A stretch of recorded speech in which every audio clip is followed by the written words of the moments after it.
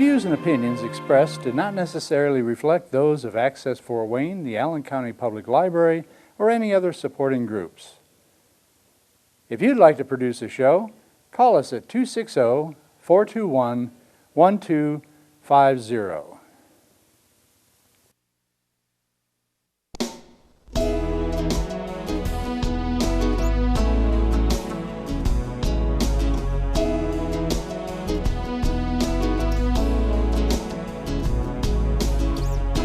Let me be your lighthouse so I can show you the way. Let me be your shining light, I'll keep you from drifting away. I'm the one that makes you try when.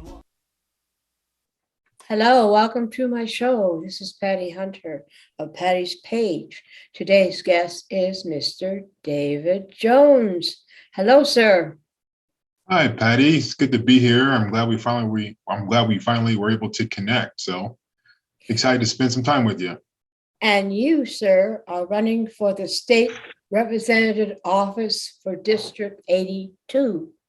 Yes, ma'am. It's a brand new district that the state created last year, and and I'm excited to run for this district and represent the folks in the new 82nd. So I'm not sure if you are aware, Patty. The 82nd is more similar to the old Win Moses district, but the former representative, but Martin Carball is the representative for the 81st, and it does encompass most of the old 81st and part of Dave Heine's district as well, Patty. So what's the boundaries of yours? Yeah, so long story long, Patty, what they did is they took basically the 5 legislators in this area. So you have Bob Morris, Dave Heine, Phil Giaquanta, Dan Leonard, and Martin Carball, and they took all their districts kind of met somewhere around Fort Wayne, Indiana, downtown at Fort Wayne. And what they did is they just kind of spread them all out, and they created a brand new House district that's predominantly downtown Fort Wayne. But the district, if I can do my map right, it'll go all the way northwest to Franke Park, to all the way southeast to the old Harvester plant. Okay. Oh, you got and prime. everything. I'm sorry. Go ahead. Everything inside of Coliseum and south to about it's about south to maybe. I'm trying to think a good road that will indicate it. I'm not sure if you're familiar with where the Boys and Girls Club is, Patty. Yes, I've been there. So the Boys and Girls Club, I can't recall the road right now, but the bottom of it, everything north to Coliseum is pretty much a district. We go all the way out east. Coliseum is kind of the boundary heading out east. Then all the way west to Ardmore. So it's a pretty interesting district. So you were born in Fort Wayne? No, I was born in Delaware County, Muncie, Indiana. So I'm a Muncie guy. Went to school there, played football there, grew up in Muncie school systems, and played football there at Ball State University. So my roots stem all the way back to the Mike Pence's old district, where Greg Pence currently is the U.S. representative of. What kind of sports again? For football and what else? I played all sports. I stopped playing track, Patty, when I fell running the hurdles and messed up my brand new shoes that I just bought. So, oh man, yeah. I guess my first love, Patty. I grew up during the Michael Jordan era, so I was a big fan of Michael Jordan and the competitor that he was, and how he was able to rise above everything and be dominant.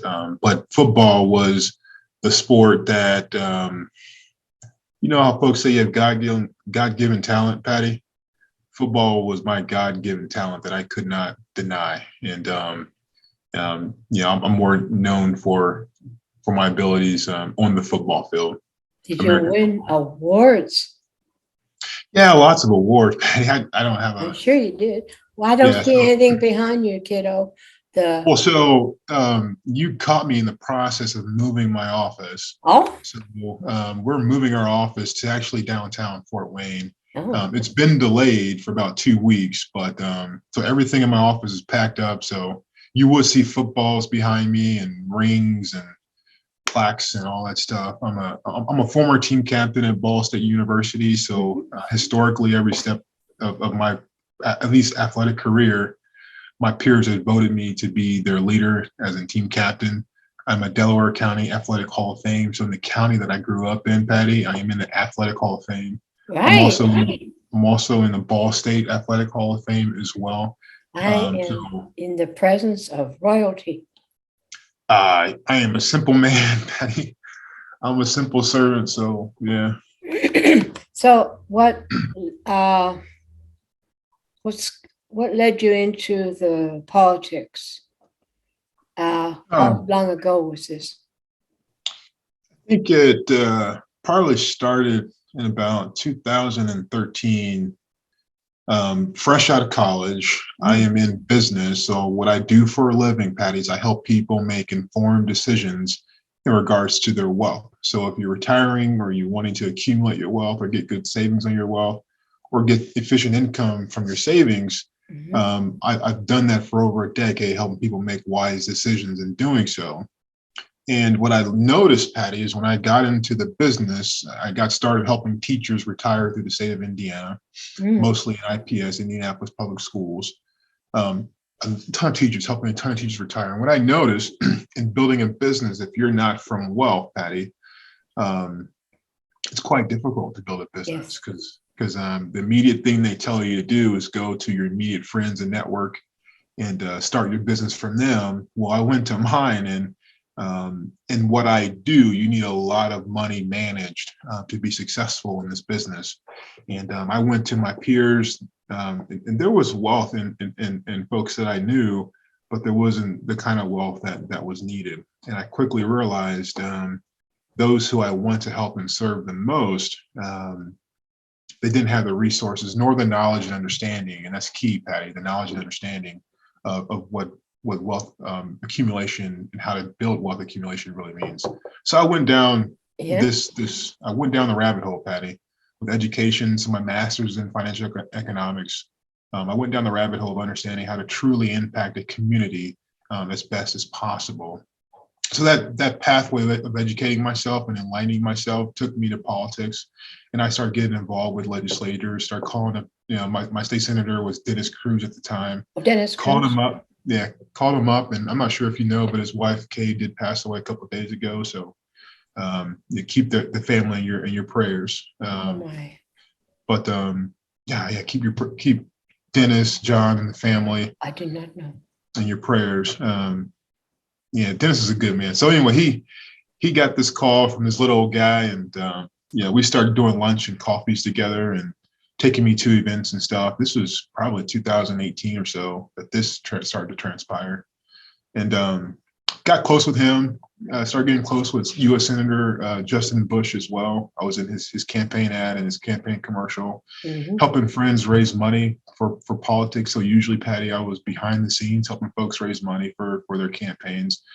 And then my good friend Eric Doden, who's running for governor, Eric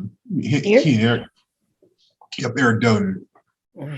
Eric Doden's running for Indiana's governor. Spent time with Eric. We became really close. He's my brother in Christ, and him and Macy, and in the process of helping him run his campaign and being on his finance team, Patty, I got exposed to a gentleman named Steve Shine. I know that dude. I interviewed him several times. He's a very sweet guy. Yeah, he's one guy who's not as tall as me, but definitely look up to him. He's a really good man. So met Steve Shine just on a whim. We was crossing by each other, and a friend of mine, Tony Burris, who's a Republican, has been quite engaged in the party. He stopped. Steve made a connection. Hey, you guys really need to connect. I connected, met Steve Shine, and I went to his office to get to know him a little bit better and see how we can raise some more money for Eric Doden. And in that process, he started figuring out where the heck I lived, Patty, and he found out where I lived, and the conversation stopped about Eric Doden. He says, "Do you have any political aspirations?" I said, "Steve, I don't, but the person who I am, Patty, is a person who wants to positively impact lives. I live a life of service. I've dedicated my life to service. And a quote that I live by is a quote by Muhammad Ali. It says, Mhm. "Service to others is the rent you pay for your room here on earth."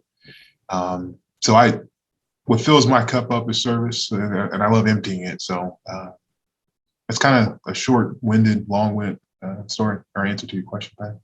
That was good, though. I was going to ask you pro-life. I'm sorry. You are pro-life?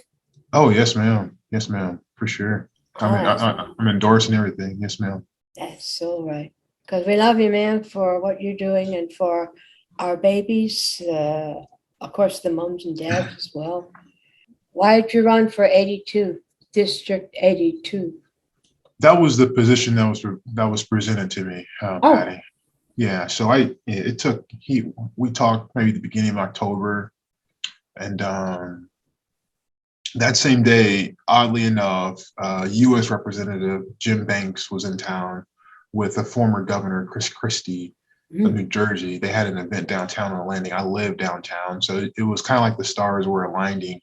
And I can give you a deeper perspective on how I feel like God is calling me to serve His community and help be a tool to build up His kingdom. Maybe another day, but it's just really.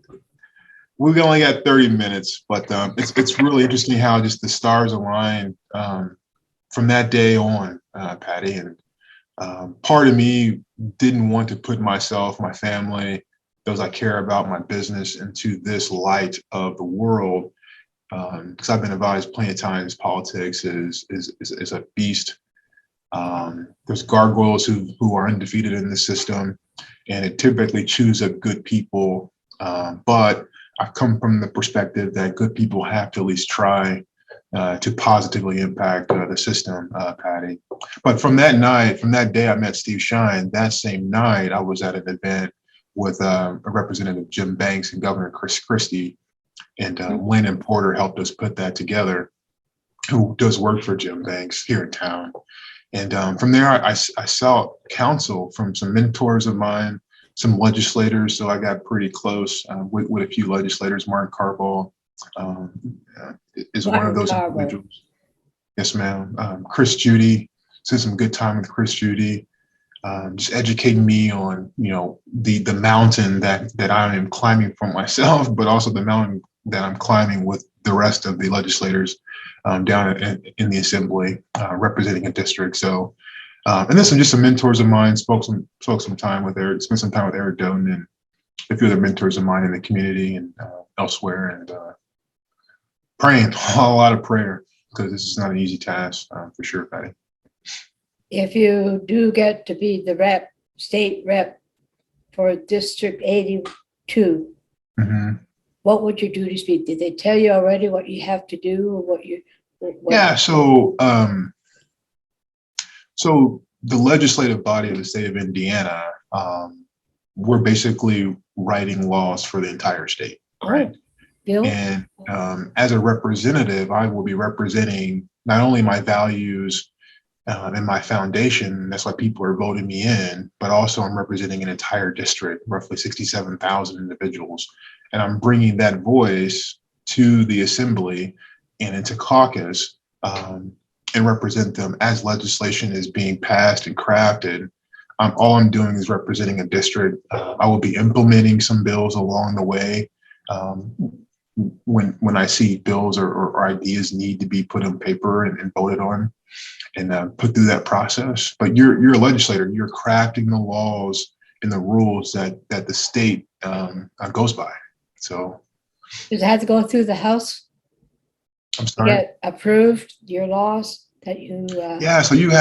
So in the state, just like the federal government, you have two chambers in the legislature. You have your representatives, which is 100, and then you have your senators, which is 50, and then you have the executive branch. You have the judicial branch as well, but between the executive and the two chambers down at the state house, we're crafting legislation to positively impact our community, right? So example.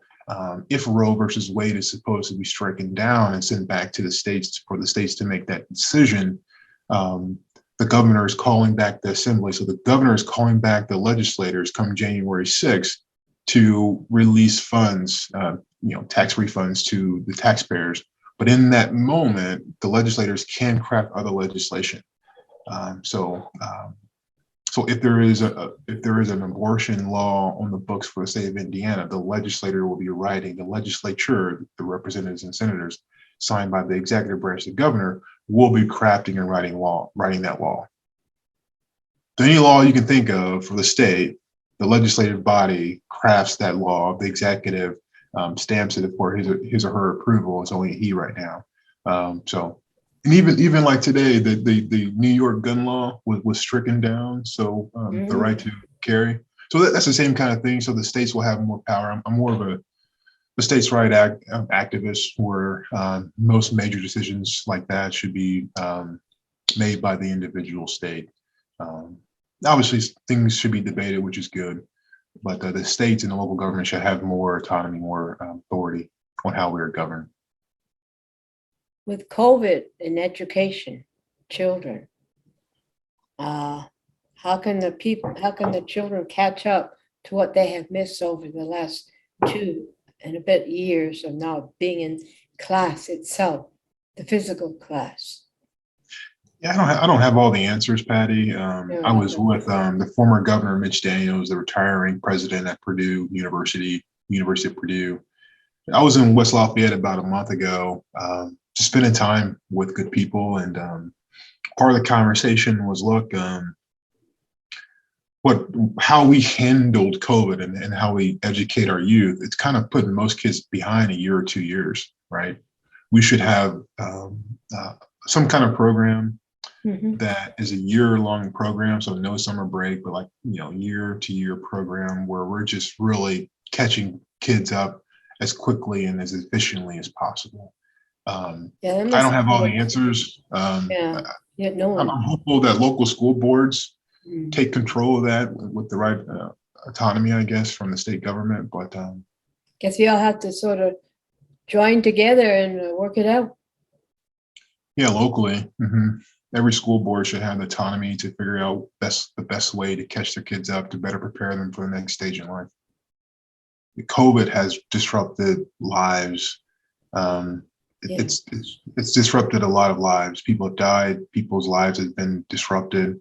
From childcare, I mean, thank God for retirees, so grandma and grandparents who were able to watch their grandchildren during COVID while their parents had to still go to work. It's been disruptive. I haven't looked at it in over 2 months at least, because I've kind of put it in my rear view, because what's in front of me is more important. Yes, whatever is in front, you have to zone in on, to help each other. And economy, how's the economy doing? So in my business, how I provide value to people is helping folks retire, Patty, and live off of income. And the cost of things, the cost of a tank of gas, the cost of food. What's your husband's name, Patty? Bob. Bob. If Bob wants to go out and buy you a special gift, it costs him more, right? That has disrupted a lot of families, and a lot of folks are on fixed incomes, Patty. Especially the food, the gasoline, and everything. Yes, ma'am. Food, all the necessities you can think about, all the discretionary things you can think about. So the necessities are paying your mortgage, paying your property taxes, paying your electric bill, those kind of things. The discretionary part is, look, you said Bob, right? Bob wants to take you out for a nice steak dinner, or just a nice dinner, like maybe like pasta. It cost him more to treat you. And sometimes folks, when they see that extra cost, they're not going to take you out for that dinner, right? So Improvise, I guess. It's inflation is a lagging indicator. So that tells us for the past 2 years, we've not had good policies coming out of the federal government. The overprinting of dollars, overprinting of putting money in the system has had a negative impact on the community that it was aimed at benefiting. So we need to get to work. The good thing about the state of Indiana is we have a balanced budget. On top of that, we have a surplus. Oh, thank God. So for quite some time, I think for almost 20 years now, the state of Indiana has had a balanced budget. Now, there was a time when the Democrats ran the legislature here in Indiana where we weren't paying our bills on time, Patty, right? Folks didn't like at the time when Mitch Daniels implemented his strategy and getting Indiana back on track, paying our bills on time. But look at us now. The teachers can now retire through the state of Indiana and be confident that their income they're going to receive, their pension income, is going to be there for the rest of their lives and their spouses' lives. And we're paying our bills on time, right? So our public employees should feel quite confident that every rating agency has given us a AAA rating. So we have good things here in the state legislature going on, Patty. So basically, more people are starting to go back to work now that it isn't as bad with the COVID. They can go back to work, or a lot stay home like I do to do my work. Yeah, it depends on what report you read, Patty. Essential. There is a max exodus from companies, so people are quitting their jobs. People are not going back to work. When you're not seeking for employment, you're not adding yourself to the equation of unemployment, and so we're in a weird funk, Patty, as a nation, statewide. We're a pretty healthy state, Patty, very healthy state. I believe number 2 state in the entire union for businesses to move and relocate their business to Indiana. I think we're top 10 or top 15, maybe top. We're at the top, Patty. I don't know the number right now of affordability. So if you're a young family, if you're a young entrepreneur, or you're a young person getting started in life, Indiana is a great place to start your career because we're most affordable, and we have good leisure. Indianapolis, not too far from Chicago, not too far from Detroit or Cincinnati or Columbus. So, the houses are how much are they here? Is it going up, the houses, or? Yeah, so universally, the pricing of homes are increasing. It's good for some, good for others. So if you're on a fixed budget and you see a price increase on your home, that increases your property taxes.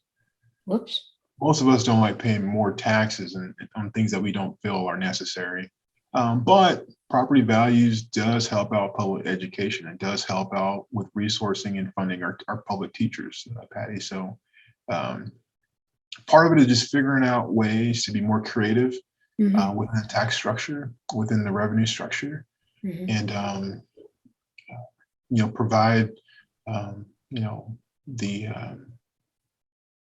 provide the right environment for people to thrive in, Patty, to not be dependent upon the system, but to take ownership of their own journey and thrive. Healthcare. How are we doing with that? In Fort Wayne and Indiana itself, are we on top with healthcare? I mean, I think universally, state by state, the cost of healthcare. So health-related expenses, Patty, is still the number one reason why folks file for bankruptcy. Right?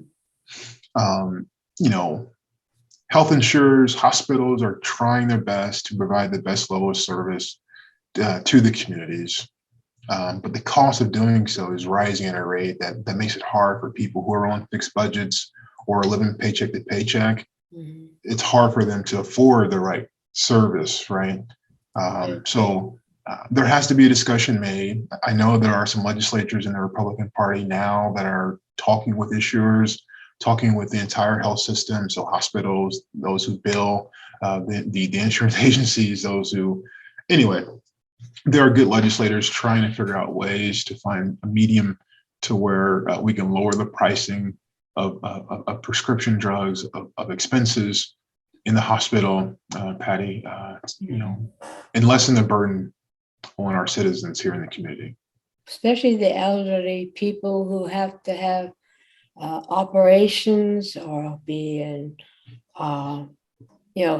adult old age places to stay.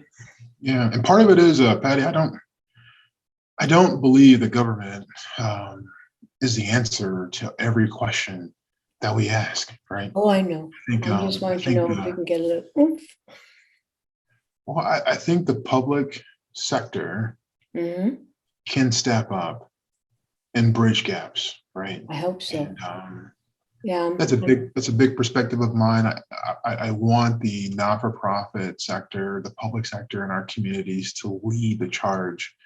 When the government leads the charge every time, historically, it has not been efficient because the government is not designed to do certain things. Okay, it's not designed to always lead the charge on everything, Patty. So I'm hopeful the not-for-profit sector, the public sector, will start picking up and leading the charge. We need them to. There are a lot of good public not-for-profits in our community in Northeast Indiana that are doing good work in the community. Part of what we can do is encourage them and inspire them to do more work, more positive work in our community, helping change environments and changing communities, to make the cost of living come down a little bit, but also the cost of prescription drugs and just drugs in general. Oh, yeah. Healthcare, mental illness, that is a huge issue. Human trafficking is a huge issue. Drug abuse is a huge issue, Patty. We There gotta are talk issues. about, we gotta talk about this in another interview, my dear. 'Cause we have a lot to talk about. And I got a full of questions. Anyways, this is towards the end of the show, my dear. Yeah. Well, thank you, David. Hey, you be blessed, Patty. Keep on keeping on. Yeah, keep on working on what you're doing, kiddo. May you be elected and may you do your thing, man. For Hey. our babies, for our adults, all kind here. And we're just tools, Patty, helping build the kingdom. So As the Lord him doing, we're helping the Lord himself. be blessed. Keep the hope alive. God bless you, sir, and have You too, a man. great week. And we'll see you again, I hope. Yes, ma'am. Take care. Okay, God bless you, sir. Thank you for coming on to my show. This is Patty Hunter of Patty's Page. We'll see you next week, and God bless. Godspeed, my love, until we meet again. You're always in my heart and every dream. Don't let this time apart give in to all our fears. God will keep us close from up above. So until we meet again, Godspeed, my love.